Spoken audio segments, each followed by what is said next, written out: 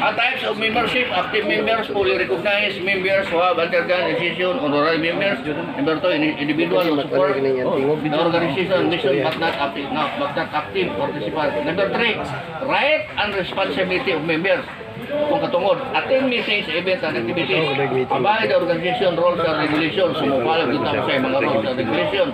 Promote the organization values and objectives. So kini mga objective kung sa atong mga plano, ato ng tabangan nato na i-promote. Termination membership. Membership may be terminated due to the violation of rules. So makasala lugar ta and misconduct or inactivity for 1 year to be discussed.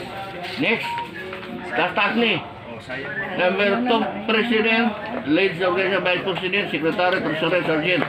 Now, election and terms, officers shall be elected every 2 years by majority vote of the members. Removal of officers can be removed for misconduct, failure to perform duties of violation of bylaws. Meeting na to, regular held at once. Meeting held once a month at a designated time of place. Special meeting, quorum, decision making. Code of conduct: members who uphold the principles of integrity, respect, and loyalty. Discrimination, violence, and illegal activities and strike prohibited. Number 3, members must resolve dispute through the mediation and avoid public. Now, confidentiality must be observed regarding internal matters to the organization. Finance, funding, membership, use, mga dues na to, monthly dues, donation, kung may mga donation, fundraising activities shall be fund organization. Mga monthly dues, o whatever, sa klaseng mga dues, members must be an annual members determined by the leadership. Financial records, automatic financial records sa secretary.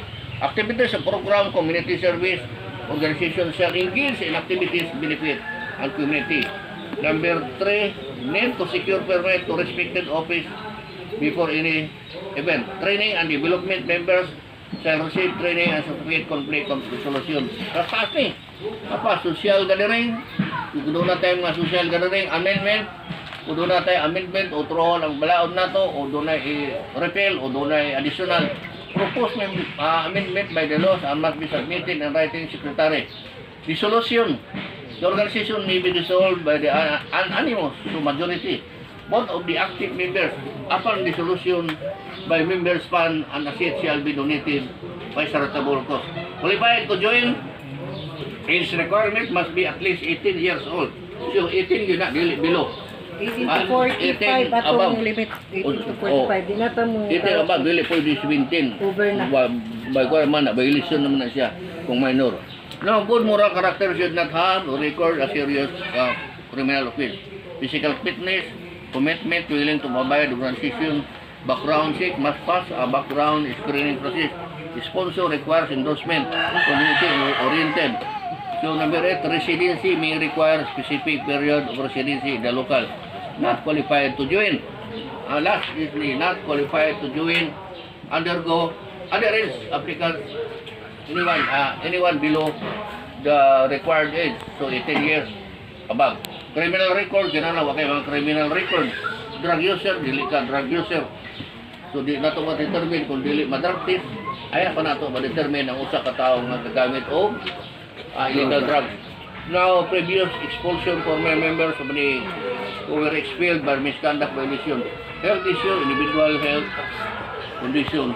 No sponsor applicants who lack a sponsor of endorsement from the current member. Non-commitment people who refuse. Now, conflict of interest, individual affiliated. Now, muna na siya. Kini nga mga ipangbasa na ko, nga mga recommendation, nga balaod, gihimo ni sa atong presidente, sa board of directors sa AGBI, si Bro Bok Pasqua, kung uyon ba mo? Kung uyon ba ni? Sa inyong mga rekomendasyon. Kung uyon mo, hands up. Kung dili mo uyon, ayaw hands up. Ha? Ato ni Prini, demokrasya, democratic. So kining requirements ng barangay clearance, police clearance, health certificate, uyon mo na. Sige, Dili, taas dili, mo. Good morning sa tanan. Good morning. About aning sa membership nga eligibility, ini must need the qualifications outlined in the recruitment requirements. So ang requirements diri is barangay clearance, police clearance, health certificate o registration. Okay na lang registration pre, palay lang nato na. Ini lang tulo.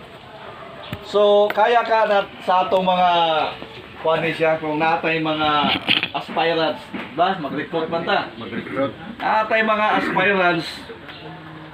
Kamo nga mga chairman, be sure nga kaila mo sa inyong gi-recruit. Kamo nga mga officers kada chapter, be sure nga nakaila mo.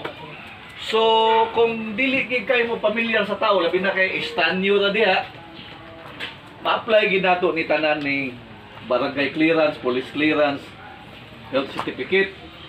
Pero ato pa man mutuhan kung oyon ba mo nga bisan o pamilyar na ninyo